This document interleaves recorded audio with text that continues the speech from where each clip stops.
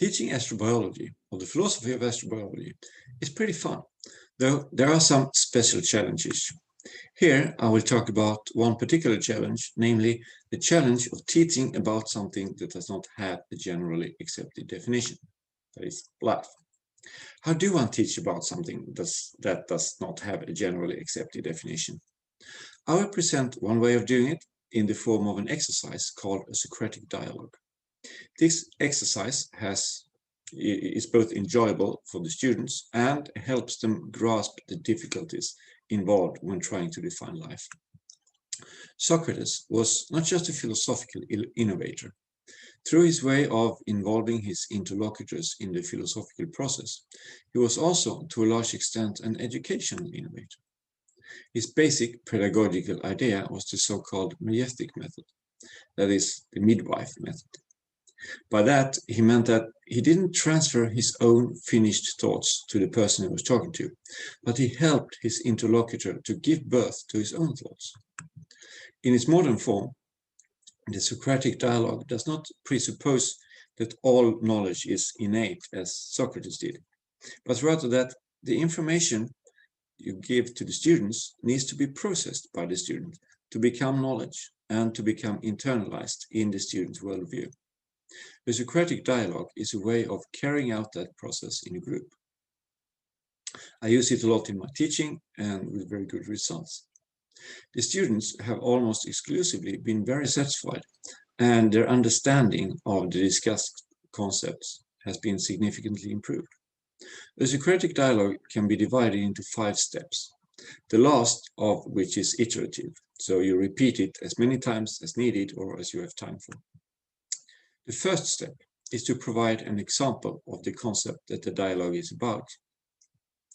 All participants in the dialogue are asked to present one example as concrete as possible.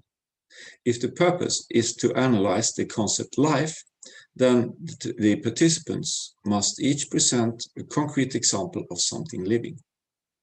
It could be an individual living being or life form. You could use yourself or your dog as examples, or you could say E. coli bacteria or white-tailed sea eagles.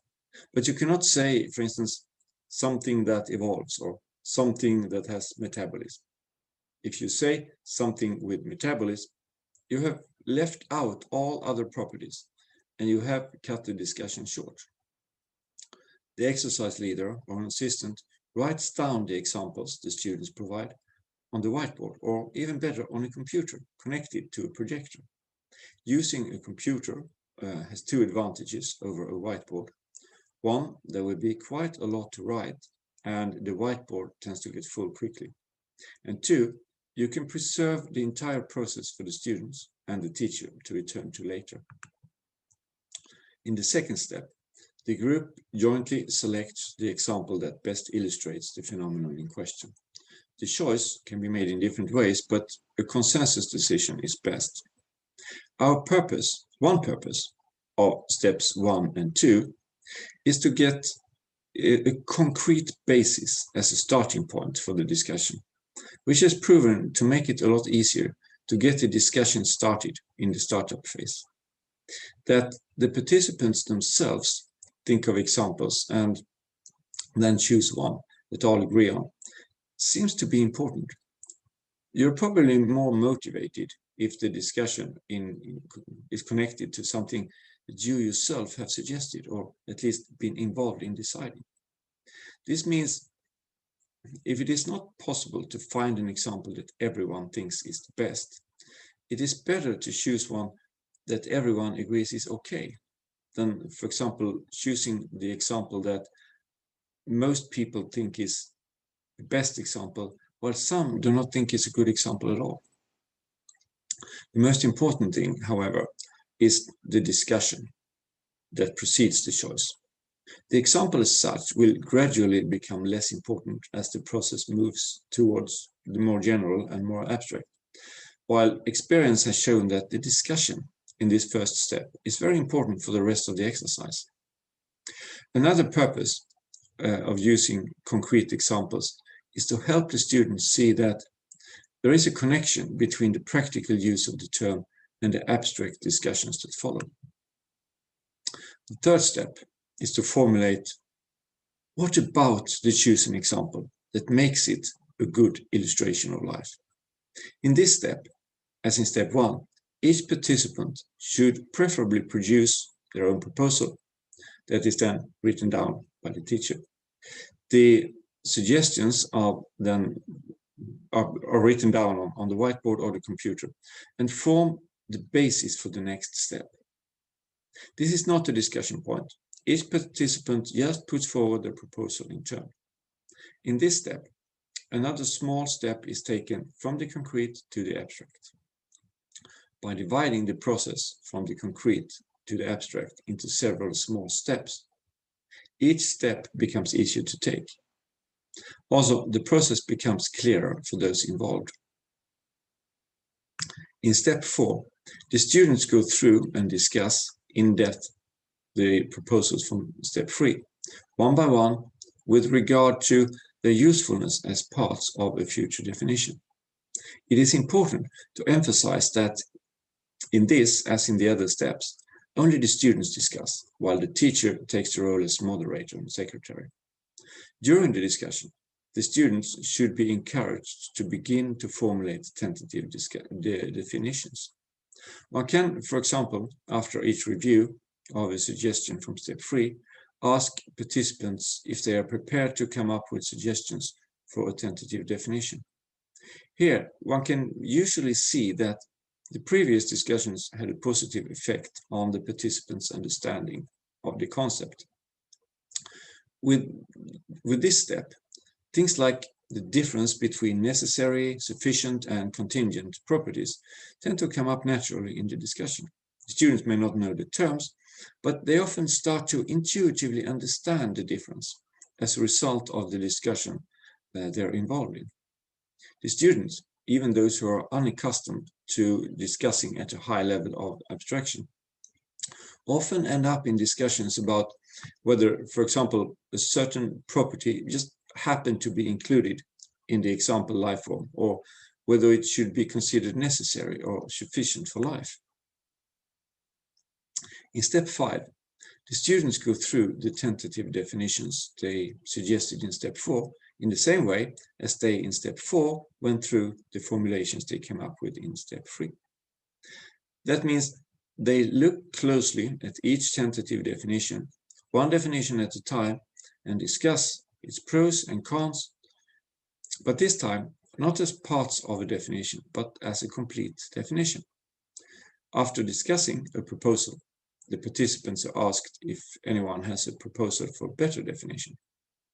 It can either be a refinement of the proposal they have just gone through, or a completely new proposal that sometimes has come up during the discussion. The discussion in step 5 usually oscillates between small details such as single words, tempus, or commas on the one hand, and large general ideas of life on the other. At this point, we have reached a level of discussion that is often far above what is usually experienced in group discussions among students, especially at the undergraduate level. When the students have gone through all the proposals from step 4, they have, through the new proposals they have presented, produced a new list of definitions or definition proposals, which, thanks to the discussion, should be at a higher level than the proposals in the list they have just reviewed. Step 5 is then repeated as many times as needed or as you have time for, each round producing a new list of even better definition proposals. When the exercise is over, you have either achieved one definition that everyone agrees on, or, which is much more common, a set of definitions, each with its own advocates. Coming up with a set of different definitions can often be at least as rewarding and interesting as arriving at one definition that everyone agrees on. Being able to put your fingers on how and why different people look at life and use the concept life in different ways is an important pedagogical gain.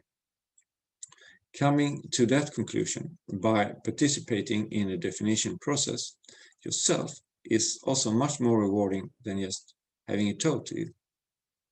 It is more inspiring for the participants, and it improves their understanding, not just of the concept in question, but of the whole context in which it is used and discussed, and of the discussions about the concept and why it is so hard to agree on one definition. This is achieved in a much more engaging way for the students than if they are just told about it.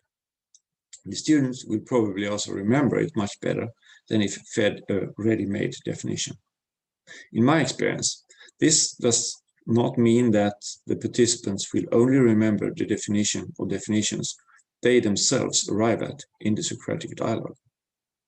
When the teacher goes through other definitions suggested by others, the students can quickly put them in relation to their own discussion, and both remember and understand them better than they would otherwise have done. So, how much time do you need for this exercise? In teaching contexts, I usually use 2 to 4 hours. 2 hours should be considered a minimum. My experience is also that the ideal size of the group is around 10 people. This is usually enough to achieve a critical mass, at the same time as everyone has an opportunity to participate actively. Less than 5 or more than 20 people are probably not meaningful. Socratic dialogue as a teaching method has proven to work well for all types of students, not just philosophy students. In most cases, the result has been very impressive. The students themselves have also tended to be impressed by their own results, which should benefit both their own self-confidence and their confidence in the teaching. A better understanding of key concepts is also of great importance for understanding the subject in general. 2 of the biggest advantages of the method can be summed up in the word transparency. Partly the method's own transparency by going stepwise from the concrete and specific to the abstract and general, and partly that it makes concepts transparent. It is easy for the participants to follow the process and to subsequently appreciate their progress. Concepts that from the beginning seem strange and impenetrable, or basic and therefore unanalyzable, can in a few simple steps be the subject of a high-level discussion and an integral part of the student's understanding of the subject. Another great advantage is that the discussion doesn't stop just because the exercise is over. There are usually discussions about the concept in the corridors and on the course web forum long after the exercise is finished. The disadvantages of the method are that it is quite time-consuming and that it only works in relatively small groups. My experience, though, is that the advantages clearly outweigh the disadvantages. Thank you.